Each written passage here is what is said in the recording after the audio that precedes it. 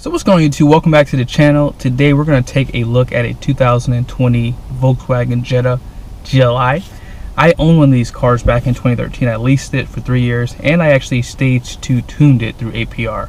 One of my favorite cars I've ever owned, and man, it got really good gas miles. But today we're going to be driving one with a manual transmission. Mine had a DSG, so we're going to take a look and see how fun it is with this. Stay tuned. Hey, want to give a special shout out to Fitzgerald Autobahn here in Frederick. These guys gave me a chance to test drive one of their cars, and if you are in the market, be sure to give these guys a look up.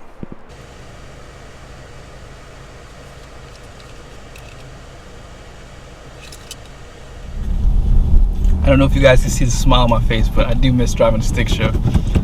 My Volkswagen, unfortunately, was a DSG.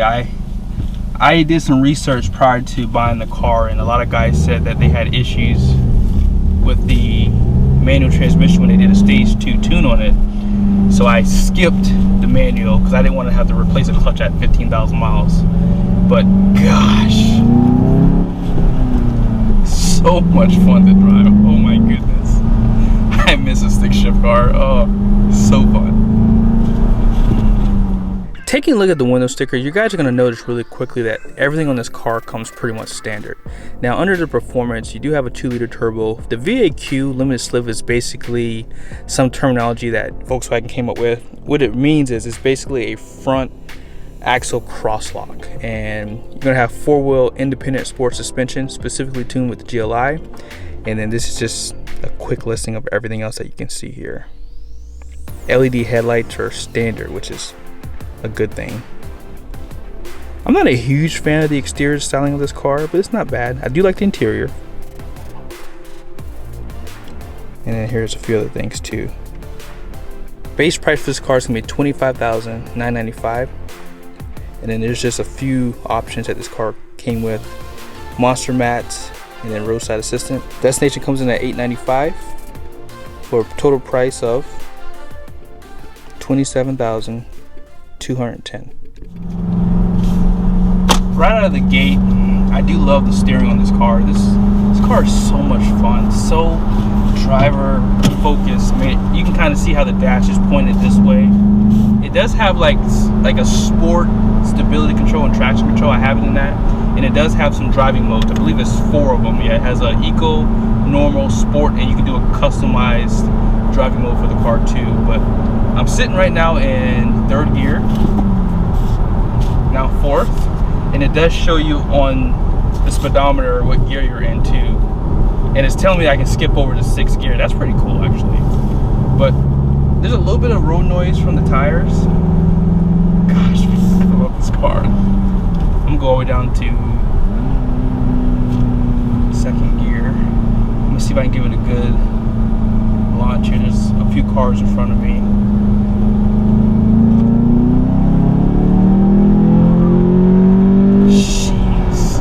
Doing about 65. Sorry, I didn't know what speed I was at before I did that, but alright, here we go. Oh my gosh. So much fun. I miss sports cars. Now I'm going to jump over to 6th gear, and I'm going to slow down before I get the ticket. So I'm doing about 75 in 6th gear. I'm at, what is that, about 2,300 RPMs. Man, this car is so fast for it being in its stock form. I mean, I do hear a little bit of road noise too, so don't know what that's about, but this car is still, it's really tight. I mean, even at higher speeds, that's how mine was. I did clock that thing at about $150, I believe it was, and I was happy to report that that car literally felt so secure. Even in 6th gear, I'm accelerating right now. So fast. I'm doing almost 90 in Mexico. Now this color is going to be called silver metallic, and it's kind of a darker silver, I would say. Really like the way this car looks though. When you get the GLI, you always get the red accents on it, red brake calipers, and they give you some GLL badging. I do like the honeycomb grille in the front too. And as I mentioned in the car, you do have a LED daytime running light, and you have a high and low beam LED headlight too.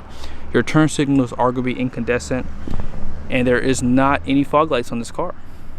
I do like how on the side they have like this, it's like a little splitter on the front.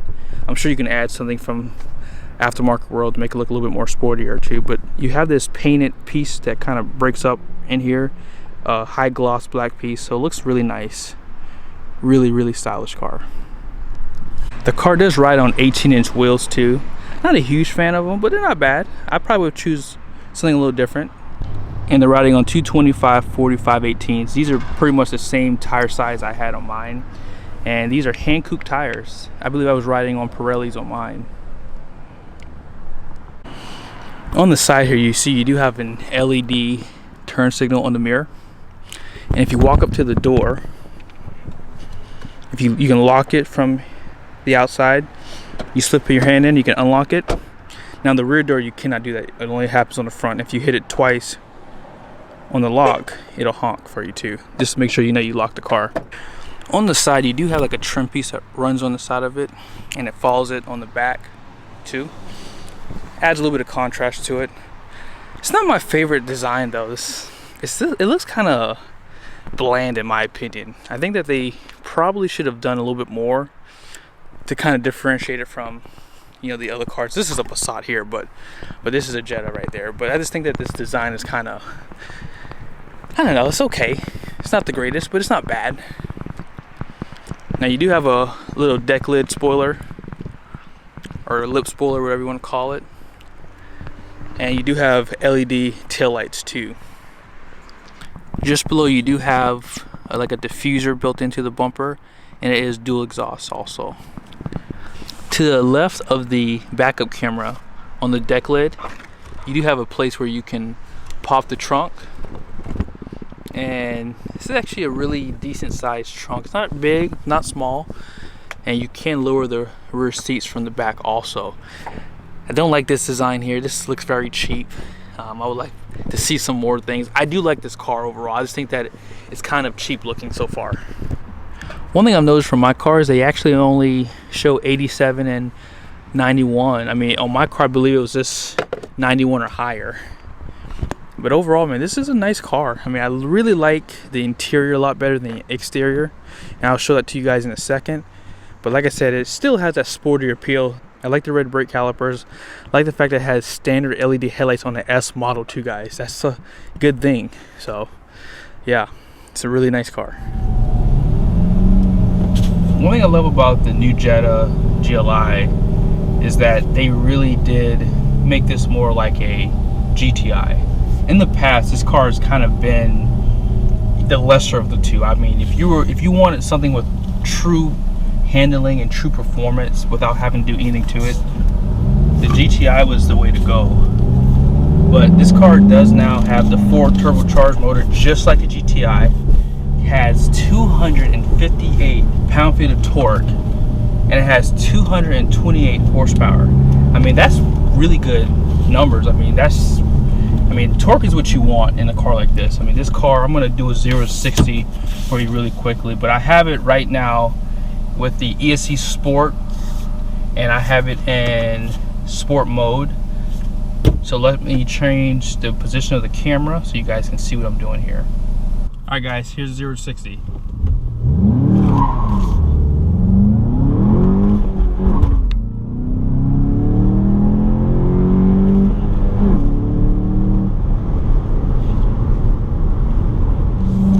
As far as brakes go, the ABS kicks in really quickly. I mean, the suspension feels a little soft for my taste, but it's not a bad thing. I mean, it has a really good mix of comfort, but you feel like you can, you know, throw this car around. It would be easy to. Steering does stiffen, you know, as you go faster, and when you're going at lower speeds, you can tell it's a lot easier to turn the car too. But really nice steering wheel, very sporty, leather wrap, red stitching. Everything looks really good in this car. I mean, this fit finish is nice.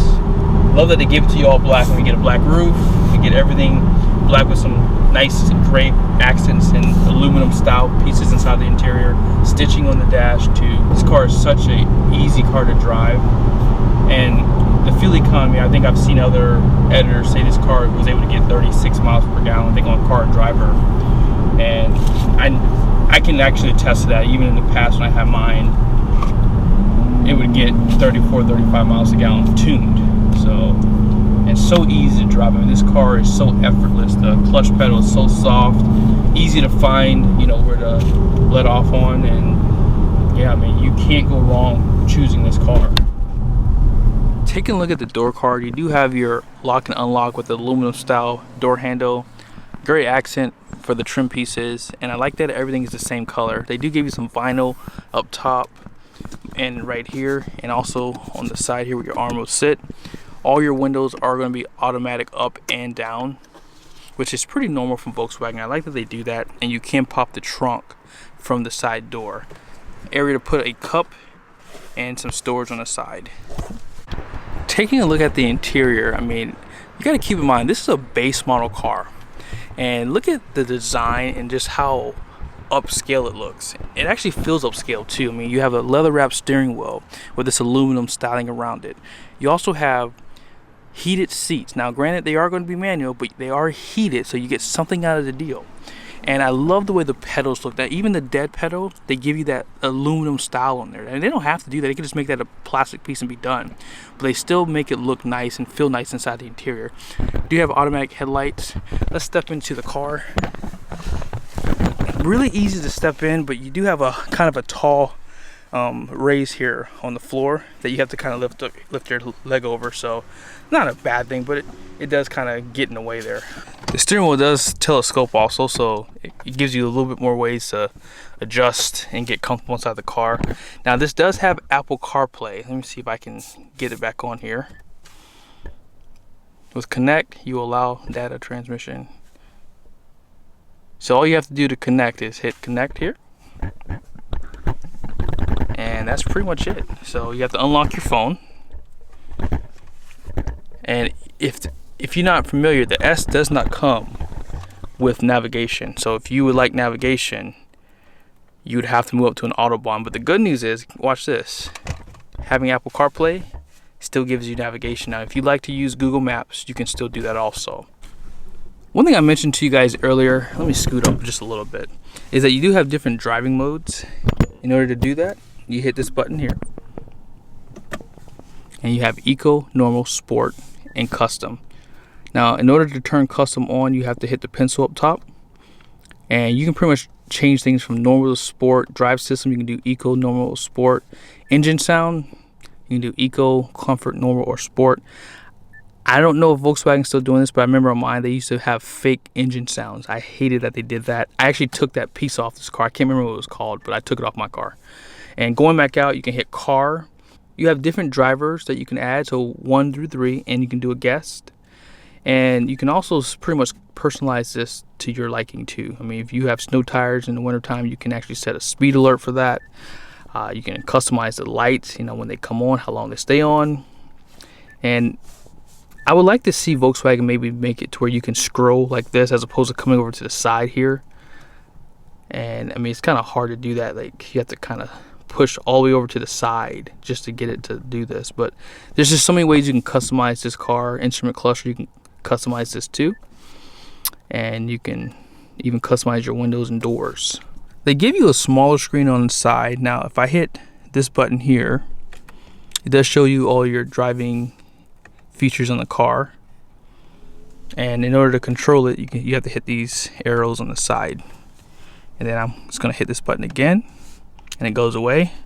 Now, hitting these arrows on this side, you can pretty much see your miles per hour, your speed, distance that you drove, travel time, range till empty, economy, and this is just like an MPG, like a instant, oil temperature, warning, speed if you like to check that off.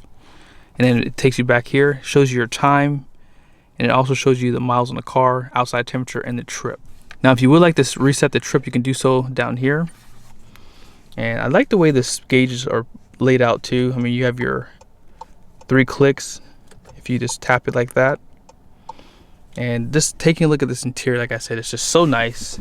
I actually like how they put the vents. They put them kind of down a little bit. and you just have like a non-cluttered dash. It just looks so clean. I love the way everything's set up. This looks pretty similar to my car back in 2013. They haven't done much for this. It's pretty much the same thing.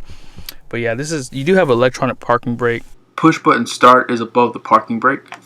You also get a deep storage and a USB just below. I only see one USB, so I would like to see them maybe put a few more inside of this area. Little storage here for your phone, and you do have 2 cup holders also. Now, I don't know why they did this white or grayish color. This looks really weird. Don't know why they did that. But there's no power in here, but this is pretty deep. And they also give you a pretty large glove box on this side. You do have a spot that you can put a bottle of water with some additional storage on that side. And let's take a look in the back seat. Oh, before we do that, just up top here, they do give you incandescent bulbs for the interior. There's no LEDs. And this looks like it's just a standard mirror also. Out back, there is no frills. There's no vents. A little bit tight, but overall, the seats are really comfortable. And they actually have the fixed headrest too back here. They do give you a center area here to put small cups, and you can also put bottled waters in each side of the door too. I would like to see some air vents back in the rear. I mean, this isn't a big car, so that wouldn't be too much an issue, but overall, like I said, this car has a lot of amenities for a base model vehicle. We're gonna take a curve right now, but you know, this car, I mean, it handles really good. Very planted. I mean, it's a little soft.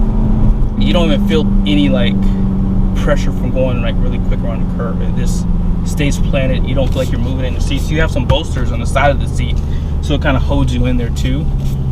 But man, if you want a decently priced car, I mean, the way the dealership has it priced, I mean, $22,750. I mean, this is the car to buy, guys. I mean, this is a fun little car.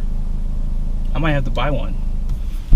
If I was in the market for a 2020 GLI, I would probably recommend getting the Autobahn, and in part is because they did add the dampeners to the suspension as a standard feature now, and I like the fact that I would have cooled seats inside this hot interior. You would also have leather seats, and you'd have a panoramic sunroof, you'd have the larger screen, and you'd have the digital cluster, which looks really nice.